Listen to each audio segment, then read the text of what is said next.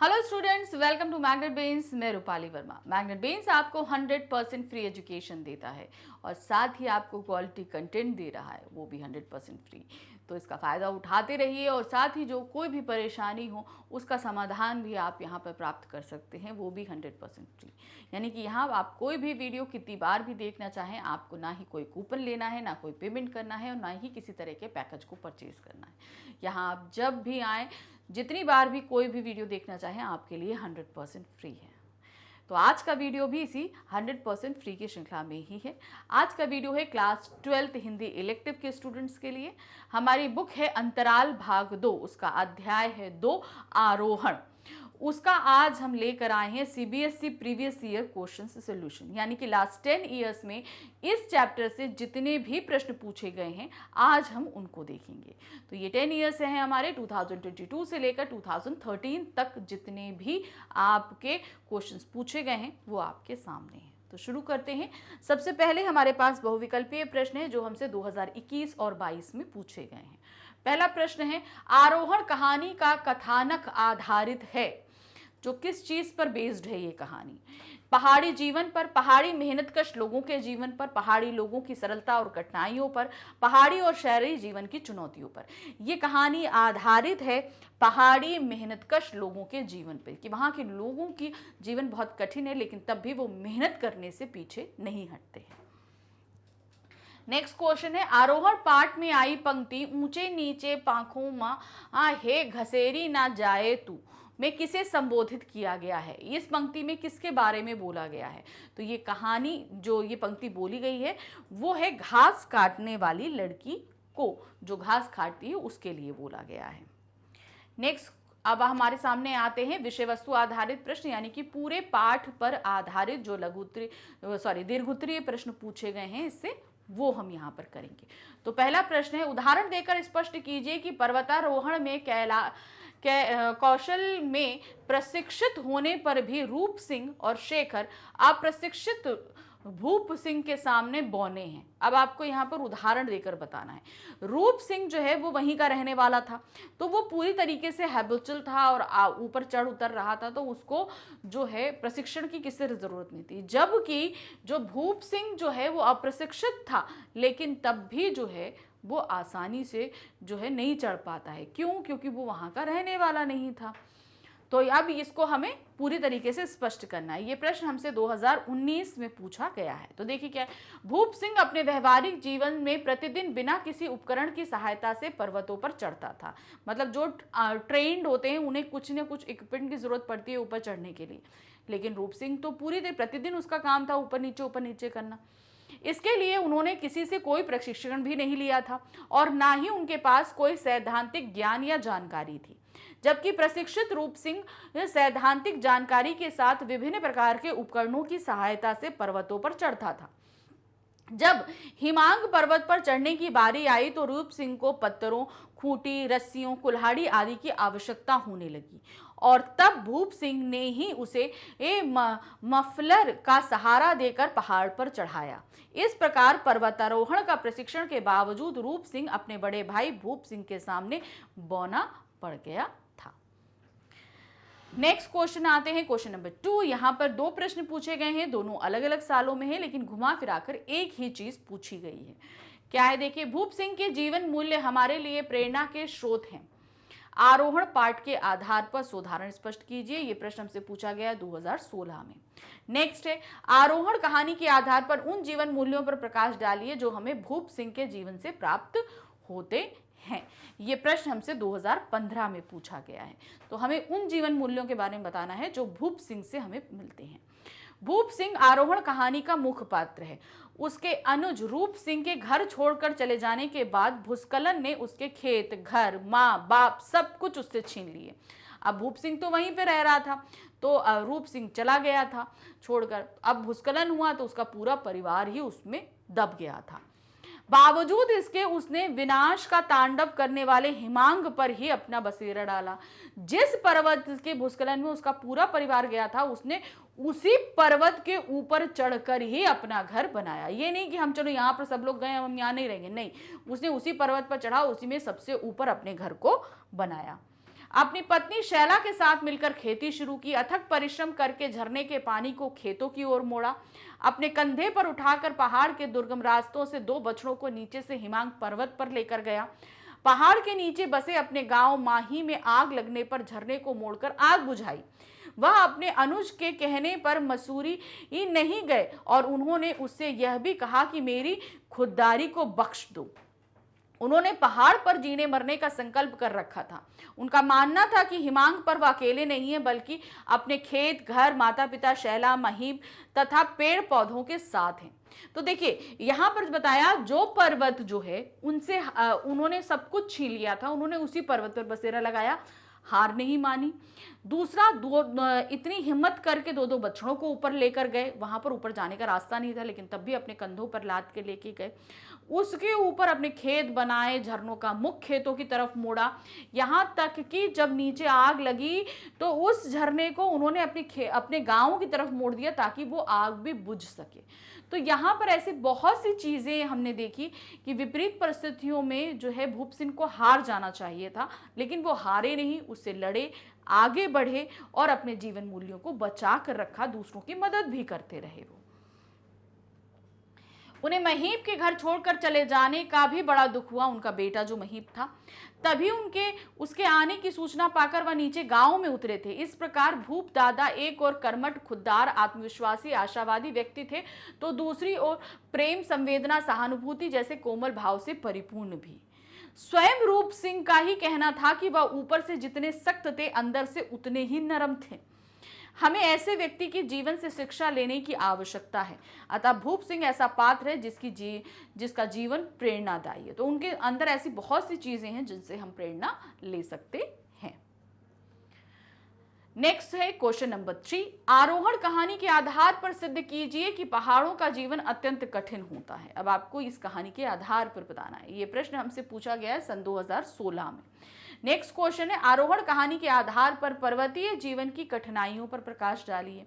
जो पर्वतीय जीवन है उनकी कहानी पर प्रकाश डालना है। ये प्रश्न हमसे 2014 में पूछा गया है। तो जो पर्वतीय जीवन होता है वहां पर कैसा जीवन जीते हैं लोग, ये आपसे पूछा गया है। नेक्स्ट क्वेश्चन, अब देखिए सेम क्वेश्चन चल रहा है, ध्यान रखिएगा, अभी उत्तर नहीं बताया, बस घुमा फिराकर इन क्वेश्चंस को हमसे अलग अलग सालों में पूछा गया है। नेक्स्ट क्वेश्चन है, पहाड़ धसक गया और 30 नाली खेत, मकान, माँ बाप सब दब गए मलबे में। मैं ही किसी तरह बच गया। छानी पर था इसीलिए वहीं से तबाही देखी थी मैंने। लाचार, असहाय। कथन के आलोक में पहाड़ों पर प्रायः आने वाली प्राकृतिक आपदाओं का पहाड़ी वासियों की जिजीविषा और साहस पर टिप्पणी कीजिए। तो ये भी वहां की जीवन शैली के बारे में ही प्रश्न है। ये प्रश्न हमसे पूछा गया सन 2014 में। नेक्स्ट क्वेश्चन है, पहाड़ों में जीवन अत्यंत कठिन होता है। पाठ के आधार पर उक्त विषय पर एक निबंध लिखिए। ये प्रश्न हमसे 2014 और 13 में पूछा गया है। अब इसका उत्तर देखिए क्या है। आरोहण पाठ में हमें पर्वतीय जीवन की पीड़ाओं, संघर्षों और कठिनाइयों का पता चलता है। पहाड़ों का जीवन वातावरण जितना सुंदर एवं सौम्य लगता है, उतना ही जटिल एवं कठिन है। वहां रहने वाले लोगों को कई किलोमीटर पैदल, टेढ़े मेढ़े व पथरीले रास्तों से गुजरना पड़ता है, क्योंकि वहां पे प्लेन रोड नहीं होती। तो लोगों को अब इतना, या प्लेन रोड है तो बहुत घुमावदार है, या तो उतना लंबा डिस्टेंस करें या ऐसे शॉर्टकट भी लेके जा सकते हैं। वहां प्रतिदिन होने वाले भूस्खलन के कारण लोगों का जीवन दूभर हो जाता है। उनके अपने मकान संबंधी उनसे बिछड़ जाते हैं। उन्हें हर भूस्खलन के बाद नए घर को बनाना पड़ता है। खेतों में मिट्टी व मलबा होने के कारण जमीन खेती करने लायक नहीं होती है। मतलब बहुत ज़्यादा सब कुछ हो जाता है, मलबा हो जाता है, तो फिर जमीन नहीं रह जाती खेती करने लायक, उसे समतल बनाना पड़ता है। खेती करने के लिए भूमि पर दोबारा मेहनत करनी पड़ती है। भाई भूस्खलन हुआ तो मिट्टी तो अब समतल तो नहीं रहेगी, अब उसको समतल बनाएंगे तभी तो उस पर खेती हो पाएगी, घर बना पाएंगे, कुछ भी कर पाएंगे, तो पहले तो मिट्टी को समतल करना पड़ेगा ना। पेट भरना तक मुश्किल हो जाता है। बर्फ जमने के कारण आग जलाना मुश्किल होता है एवं पीने के लिए पानी तक उपलब्ध नहीं होता है, क्योंकि जब इतनी ठंडी होती है, पानी भी नीचे नदियों में बह रहा है, आप पहाड़ों पर रह रहे हो तो पानी भी नीचे से आपको ऊपर लेकर आना पड़ेगा। लोग अपने घरों में बंद रहने के लिए विवश हो जाते हैं, इतनी ठंड पड़ती है। 10-10 दिनों तक वे घर के बाहर नहीं निकल पाते। अत्यधिक वर्षा के कारण वहां जीवन यापन करना कठिन हो जाता है। खाने पीने की वस्तुएं अनुपलब्ध हो जाती हैं, जिंदगी केवल घरों में ही कैद होकर रह जाती है। पर्वतीय प्रदेश के छोटे से गांव माही में रूप सिंह और उनके बड़े भाई भूप सिंह की जीवन शैली उनके जीवन की दिनचर्या की जटिलता को व्यस्त करती है। तो उनका जो जीवन शैली थी वो चीज़ हमको ये पता चल रहा है कि पर्वतीय प्रदेशों में कितना मुश्किल होता है लोगों का रहना। भूप सिंह का बेटा महीप पहाड़ से उतरकर देवकुंड जाता है। वह वहां के से पर्यटकों को घोड़ों पर सौ बिठाकर स्वयं 15 किलोमीटर पैदल चलकर 1 रुपए कमाता है। यही उसकी दिनचर्या है कि मतलब आप खुद पैदल चल रहे हो, लोगों को रख रहे हो, उसके लिए आपको 1 रुपए मिल रहा है। सोचिए तो। भूप सिंह के खेत जब भूस्खलन के बाद दब गए तो फिर एक बार मलबा हटाकर नए सिरे से खेत बनाए जाते हैं। भूप सिंह और उसकी पत्नी शैला पहाड़ के ऊपर बहते झरने की दिशा मोड़कर अपने खेतों की ओर कर लेते हैं। इससे पता चलता है कि पर्वतीय जीवन जितना सुगम, सुंदर और सौम्य दिखाई पड़ता है, वास्तव में वह उतना ही कठिन, जटिल और दुखद, संघर्षमय और पीड़ाजन्य होता है। तो हम लोग जाते हैं ना पहाड़ों पे घूमने, हमको बड़ा सब कुछ बड़ा अच्छा लगता है, लेकिन जो वहां के रहवासी हैं उनके लिए जीवन बहुत ही ज्यादा कठिन होता है। अब आगे प्रश्न संख्या 4 पर, इसकी सच्चाई तो वही जाने है जिस पर सचमुच का पहाड़ टूटा है। आरोहण कहानी के आधार पर भूप सिंह पर टूटे पहाड़ की चर्चा करनी है। वो पहाड़ पे जिसमें उसका सब कुछ तबाह हो गया था, उसके घर वाले भी, वो चीज यहां पर बतानी है आपको। तो ये प्रश्न हमसे पूछा गया सन 2019 में। नेक्स्ट क्वेश्चन है, तुमने सिर पर पहाड़ टूटने की कहावत तो बहुत सुनी होगी, सुनने में बहुत भली नहीं लगती, लेकिन इसकी सच्चाई वही जानता है जिस पर सचमुच पहाड़ टूटता है। आरोहण कहानी में भूप सिंह के उक्त कथन के आलोक में जीवन और जीवन मूल्यों की रक्षा के लिए उसके संघर्ष पर प्रकाश डालिए। तो अर्थात क्या है, जो वो पहाड़ टूटा उसके बाद उसका जीवन कैसा रहा, ये सारी उसके संघर्ष। ये प्रश्न हमसे 2015 में पूछा गया है। आरोहण कहानी के नायक भूप सिंह का जीवन संघर्षमय एवं दुख से भरा हुआ था। अनुज रूप सिंह के घर छोड़कर चले जाने से उसका सारा सहारा छिन गया था। वो चला गया था तो भाई एक होता है ना हेल्प करने के लिए, वो था नहीं, वो चला गया था। रूप सिंह के पलायन के अगले साल ही भूस्खलन से उसके खेत, घर, उसके माता पिता भी हिमांग पर्वत के नीचे दब गए। किंतु अपनी सारी दुनिया के नष्ट होने के बाद भी भूप दादा ने ना तो पलायन की बात सोची और ना वे जिंदगी से निराश हुए। उल्टे उन्होंने हिमांग अर्थात मौत की पीठ पर बस जाने का निर्णय लिया। जो पर्वत जिसने उनका सब कुछ तबाह किया, उन्होंने ये डिसाइड किया कि वो उस पर्वत की छत पर जाकर अपना घर बनाएंगे और पूरे मनोयोग से पुनर्निर्माण में जुट गए।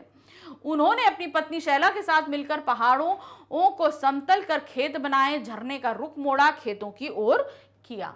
उन दोनों की मेहनत रंग लाई और पहाड़ पर हरे भरे खेत लहला उठे। इस प्रकार विपरीत परिस्थितियों में संघर्ष करते हुए भूप दादा ने जीवन मूल्यों की रक्षा करी। उनके जीवन की उपलब्धियां उन्हें सामान्य जन से पृथक करती हैं।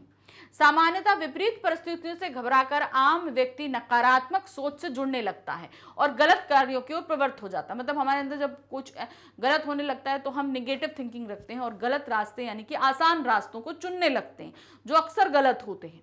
जबकि उन्होंने अपना सब कुछ लुट जाने के बाद भी सन्मार्ग नहीं त्यागा और पुनर्निर्माण के कार्यों में जुटे रहे।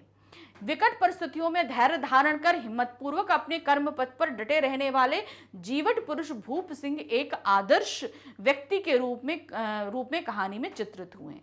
तो मतलब इतनी मुश्किल परिस्थितियों में भी वो डटे रहे और काम करते रहे। तो यहाँ पर जो सबसे बड़ा जो जीवन मूल्य निकल कर आता है, आशावादी, संघर्षशील और आपको पॉजिटिव थिंकिंग रखना, ये आत्मविश्वासी, ये सभी सारी ही चीजें हमें इसके सामने निकल कर आई हैं। प्रश्न संख्या 5 है, भूप सिंह ऐसा पर्वत पुत्र है जो पग पग पर आपदाओं से टक्कर लेता है पर हार नहीं मानता। उक्त कथन के आलोक में भूप सिंह के चरित्र की विशेषताएं सोदाहरण समझाइए। अब हमें भूप सिंह के चरित्र के बारे में उनकी विशेषताओं को बताना है। ये प्रश्न हमसे पूछा गया है सन 2014 में। तो देखिए क्या है, माही गांव के रहने वाले भूप सिंह रूप सिंह के बड़े भाई थे। वह लंबी कदकाठी के मजबूत व्यक्ति थे। पहाड़ों पर चढ़ना उतरना उनकी दिनचर्या थी।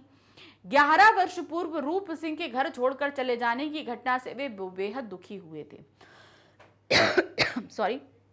रही सही कसर इस घटना के 1 साल बाद हुई भारी बर्फबारी ने पूरी कर दी, जिसके परिणाम स्वरूप हिमांग पर्वत धंस गया और भूप के खेत, घर, माता पिता सभी पहाड़ के अंदर दब गए। किंतु ऐसी विकट परिस्थितियों में भी भूप ने हिमांग पर्वत पर बस जाने का निर्णय किया और नीचे से शैला को लाकर पहाड़ पर खेती करना शुरू कर दिया। मतलब उन्होंने हार नहीं मानी और आगे वो बढ़ते रहे।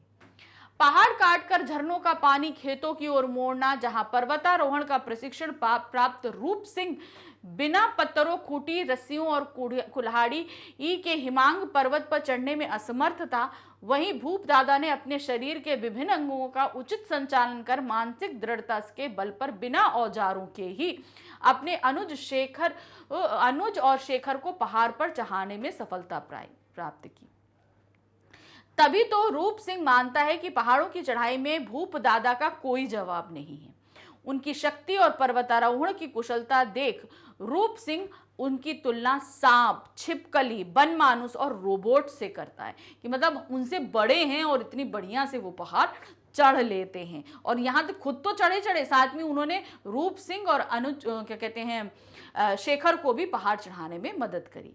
इस प्रकार रूप सिंह जुझारू प्रवृत्ति के भावुक, सच्चे और श्रद्धेय व्यक्ति थे।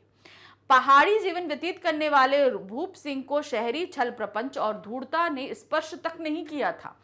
उन्होंने हिमांग पर ही जीने मरने का संकल्प ले लिया था कि जिस पर्वत पे मैं रह रहा हूं मैं यहीं पे रहूंगा। यहाँ से, जबकि वो मसूरी जाने के लिए बोलता भी है रूप सिंह, लेकिन वो मना कर देते हैं कि नहीं, मैं यहीं पर ही रहूंगा।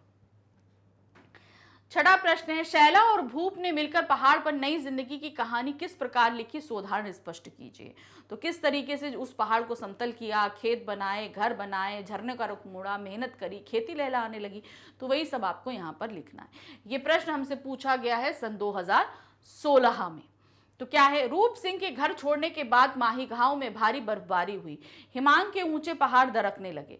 पहाड़ के धंसने से भूप सिंह का घर, माता पिता, खेत सब पहाड़ की तलहटी में दफन हो गए। अकेला भूप सिंह इस त्रासदी को देखने के लिए जीवित रह गए।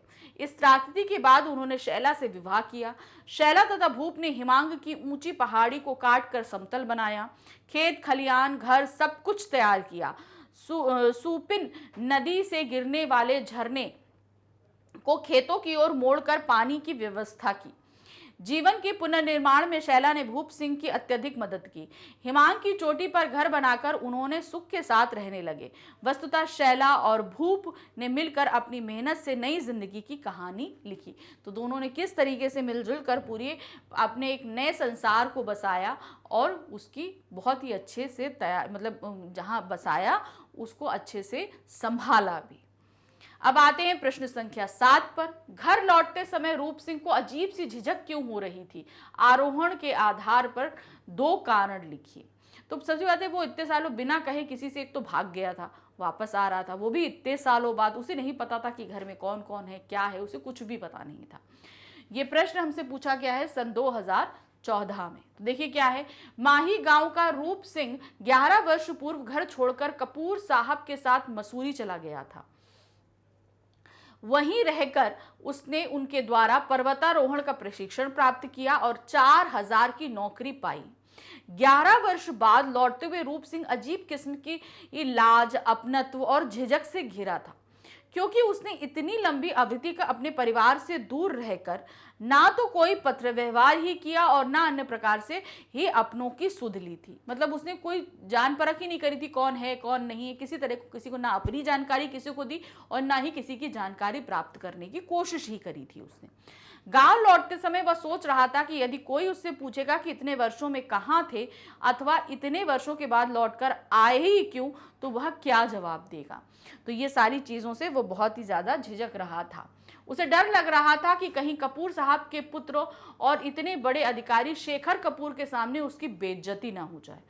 बावजूद इसके पहाड़ी जीवन, बालपन और किशोरावस्था की स्मृतियां, माता पिता, बड़े भाई और शैला की यादें उसे संवेदित भी कर रही थी। इस प्रकार एक ओर वह लज्जा और झिझक से ग्रसित था तो दूसरी ओर अपनत्व की अभिभूत था। तो मतलब उसे लगता है कि कोई ऐसे पूछ लेगा तो क्या होगा, और दूसरा सबका प्यार उसे वहां तक खींच कर लेके जा रहा था। अब है प्रश्न संख्या 8। यहाँ पे भी 2 प्रश्न है। देखिए, महीप अपने विषय में बात पूछे जाने पर उसे टाल क्यों देता है? ये प्रश्न है 2014 का। और दूसरा प्रश्न है, आरोहण में महीप कौन था, वह अपने बारे में पूछे प्रश्नों को टाल क्यों देता था? ये प्रश्न हमसे पूछा गया सन 2013 में। अब महीप को नहीं पता था कि वो उसके चाचा हैं जिसे वो घोड़े पर बैठा कर लेके जा रहे हैं, लेकिन जब वो आपस में बातें सुनता है तो उसे समझ में आ जाता है कि ये हमारे चाचा ही हैं। इसीलिए वो उनके द्वारा पूछे गए अपने प्रश्नों को टाल ही रहा था। तो क्या है, महीप माही निवासी भूप सिंह का पुत्र था। जब वह 9 वर्ष का था तभी उसकी मां शैला ने सुपिन नदी में कूदकर जान दे दी थी। इस मौत के लिए ये अपने पिता को जिम्मेदार समझने वाले महीप ने इस घटना के मर्माहत होकर घर छोड़ दिया था और देवकुंड में बस स्टॉप पर रहकर अपने घोड़ों हीरू और वीरू के सहारे पर्यटकों को पहाड़ी क्षेत्रों का भ्रमण करवाकर रोजी रोटी कमाता था। रूप सिंह के मुख से अपने माता पिता से जुड़ी बातें सुनकर वह जान चुका था कि रूप सिंह उसका भतीजा है। ठीक है, रूप सिंह का भतीजा है, कि मतलब महीप जो है वो रूप सिंह का भतीजा है और रूप सिंह उसका चाचा है। पिता से नाराज महीप फिर से घर लौटना नहीं चाहता था, इसीलिए उसने रूप सिंह को अपने विषय में कुछ भी बताना उचित नहीं समझा, क्योंकि अगर मैं बता दूंगा तो वो घर वापस ले जाने को बोलेंगे और वो वापस नहीं लौटना चाहता था। उसे डर था कि उससे सब कुछ जानने पर उसके चाचा उसे जबरन घर ले जाएंगे। इसी डर से वह अपने विषय में बात पूछे जाने पर टाल देता है, कि जब उससे रूप सिंह पूछता है तो वो टाल देता है। उसे डर था कि ये मुझे वापस घर लेके जाएंगे, जबकि वो नहीं जाना चाहता था क्योंकि वो अपने पापा को पसंद नहीं करता था। तो इस प्रश्न के साथ हमारे इस चैप्टर के सभी प्रश्न जो पिछले 10 सालों में पूछे गए थे हमने आपको करा दिए। अभी आगे और भी चैप्टर हैं, लेकर फिर से आएंगे और साथ साथ मिलकर उनको देखेंगे। Thank you for watching, bye bye.